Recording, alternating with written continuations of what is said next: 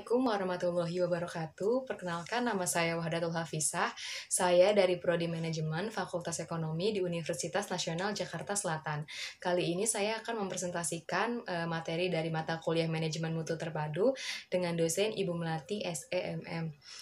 Kali ini materi yang saya akan bahas yaitu tentang just in time. Pertama kali yang akan kita bahas yaitu tentang pengertian dan filosofi just in time. Pengertian just in time atau disering disingkat dengan JIT adalah suatu sistem produksi yang digunakan untuk memenuhi kebutuhan pelanggan tepat pada waktunya sesuai dengan jumlah yang dikehendakinya.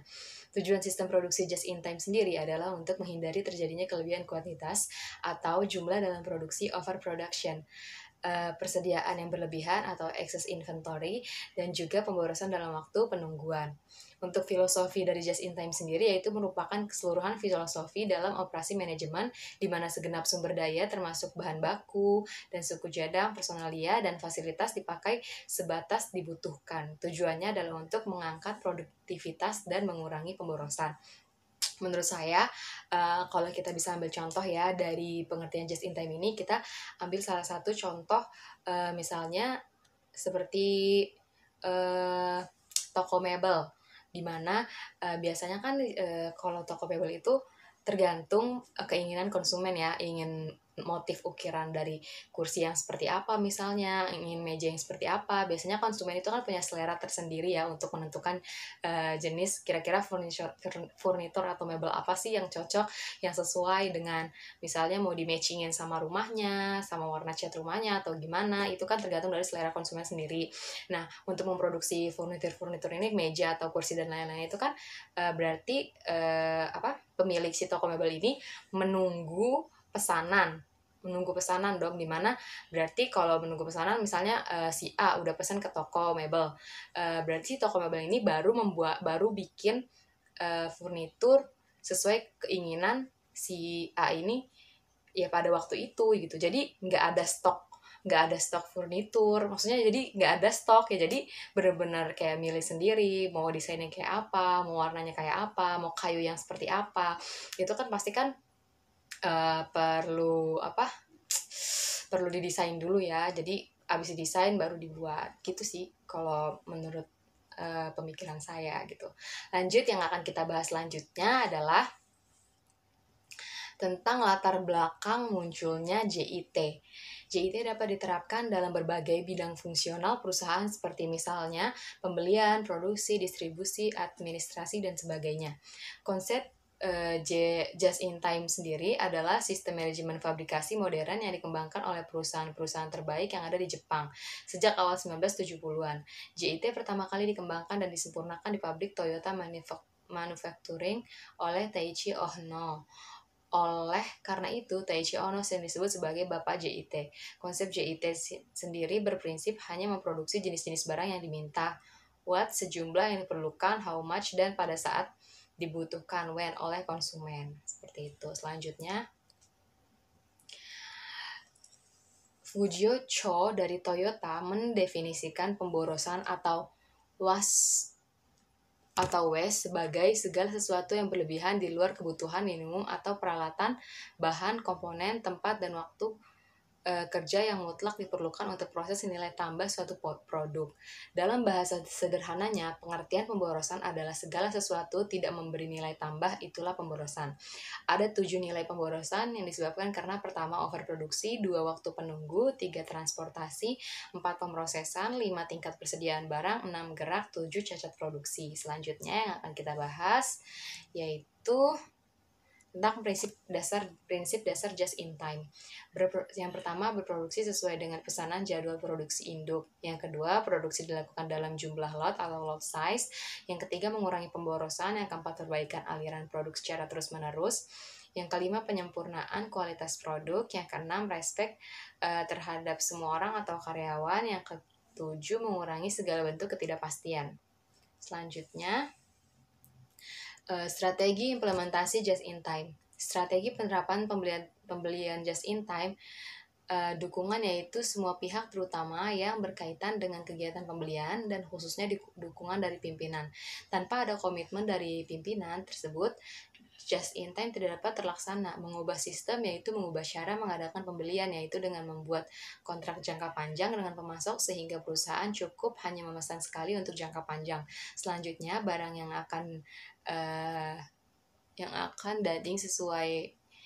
akan datang sesuai kebutuhan atau proses produksi perubahan kita. Yang kedua, strategi penerapan just in time dalam sistem produksi. Penemuan sistem produksi yang tepat yaitu dengan sistem tarik yang bertujuan memenuhi kebutuhan dan harapan pelanggan dengan menghilangkan sebanyak mungkin pemborosan. Penemuan lini produksi yaitu dalam satu lini produksi harus dibuat bermacam-macam barang sehingga semua kebutuhan pelanggan yang berbeda-beda itu dapat terpenuhi. Selain itu, lini produksi tersebut dapat menghemat biaya bahan, persediaan, dan sebagainya. JIT bukan hanya sekedar metode pengendalian persediaan, tetapi juga merupakan sistem produksi yang saling berkaitan dengan semua fungsi dan aktivitas. Selanjutnya, yang akan kita bahas yaitu hubungan just in time dan TQM atau Total Quality Management ini ya. Untuk mengimplementasikan JIT diperlukan adanya sistem total quality secara keseluruhan dalam organisasi. JIT mensyaratkan semua departemen dapat menanggapi kebutuhannya. Apabila departemen produksi melaksanakan JIT, tetapi organisasi secara keseluruhan tidak mengupayakan TQM, maka personel departemen produksi akan menghadapi hambatan yang besar. Selain itu, JIT juga mensyaratkan perubahan sehingga seringkali timbul penolakan dari departemen departemen yang memiliki komitmen untuk berubah. Kaizen atau perbaikan secara terus-menerus selalu beriringan dengan Total Quality Management atau TQM. Bahkan sebelum filosofi TQM ini terlaksana atau sebelum sistem mutu dapat dilaksanakan dalam suatu perusahaan, maka filosofi ini tidak akan dilaksanakan sehingga perbaikan secara terus-menerus ini adalah usaha yang melekat pada filosofi TQM itu sendiri. Sehingga Kaizen bisa juga merupakan suatu kesatuan pandangan yang komprehensif dan terintegrasi. Jadi antara si just in time sama TQM ini benar-benar saling berkaitan ya, karena si kaidah Kaizen dalam pelaksanaan just in time ini sebenarnya nggak akan terlaksana sebelum TQM ini juga berjalan dengan baik. Karena kalau udah TQM-nya baik kan, kalau diterapkan dengan kaidah Kaizen yang perbaikan terus-menerus itu kan, maka akan lebih baik lagi hasil produksinya gitu misalnya. Terus selanjutnya, Kaizen adalah suatu istilah dalam bahasa Jepang yang dapat diartikan sebagai perbaikan secara terus-menerus atau continuous improvement.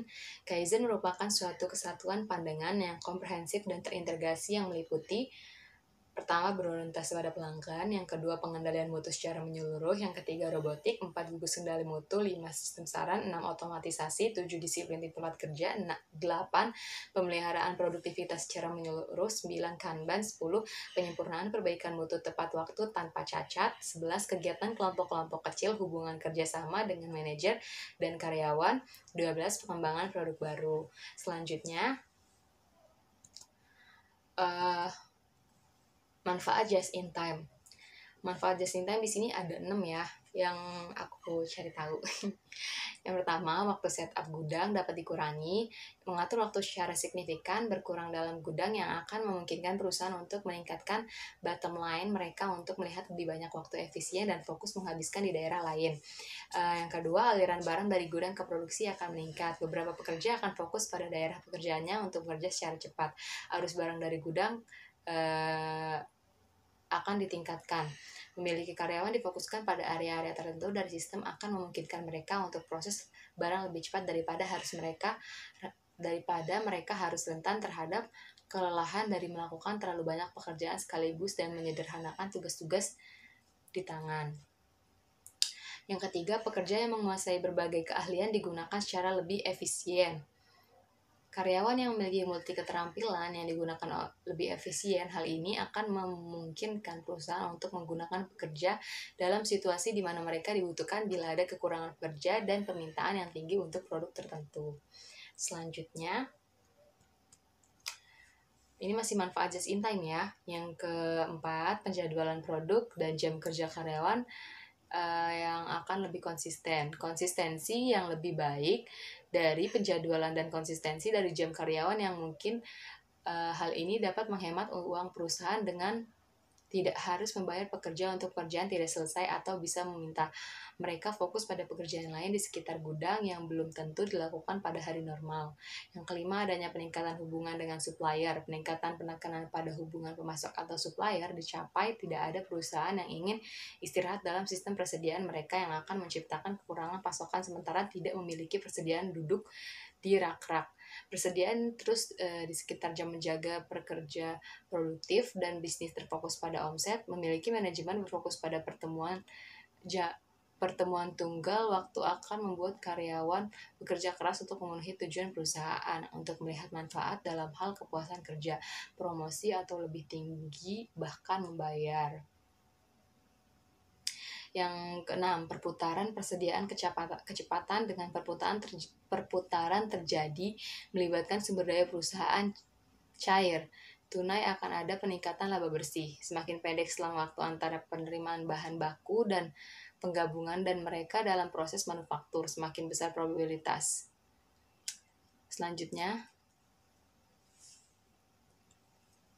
keuntungan dan kelemahan sistem just in time. Ada beberapa keuntungan dalam menerapkan sistem just in time di suatu perusahaan. Yang pertama, seluruh sistem yang ada di perusahaan dapat berjalan lebih efisien. Pabrik mengeluarkan biaya yang lebih sedikit untuk memperkerjakan para stafnya.